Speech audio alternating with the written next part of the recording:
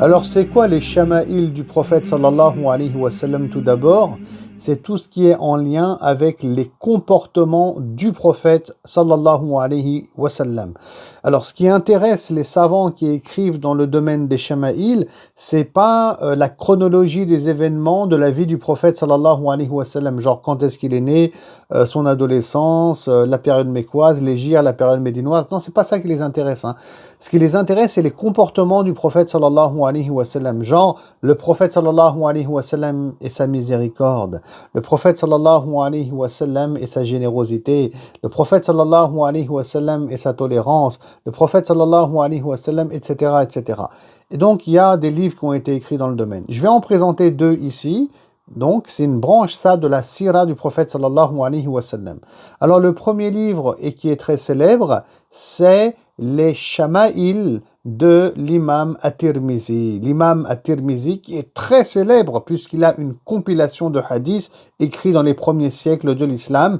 Et donc, il a écrit un livre sur les Shama'il qui est enseigné. Moi, je fais des séminaires parfois sur la thématique que je proposerai d'ailleurs au niveau 2, Inch'Allah, dans quelques mois sur ma chaîne YouTube.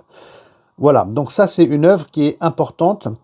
Et puis, c'est la plus célèbre qu'on trouve dans le monde. Un excellent livre, un excellent travail. Il existe même un commentaire assez intéressant, mais on peut faire beaucoup mieux en réalité, en lien avec les Shama'il de l'imam At-Tirmizi. Et quand je dis un commentaire, c'est en langue française, car en arabe, il en existe énormément, bien sûr, des commentaires.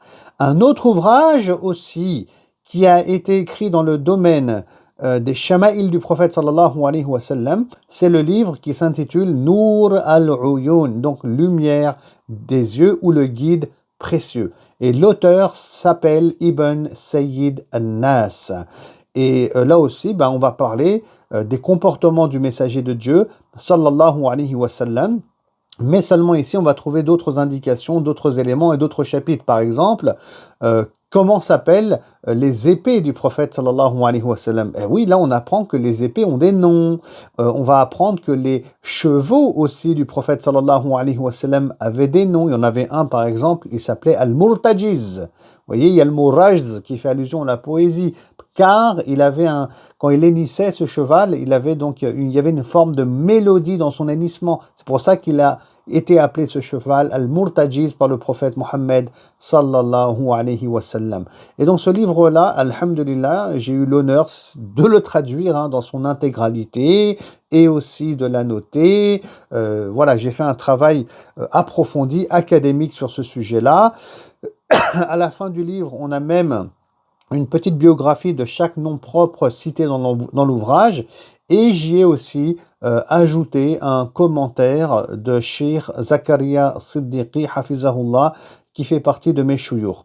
Car à l'origine, je vous raconte l'histoire ici, on avait fait un séminaire il y a environ maintenant 9 ans à Vénissieux, dans la mosquée Ayoub Sultan, mosquée turque, sur cet ouvrage-là, Nour al-Uyun.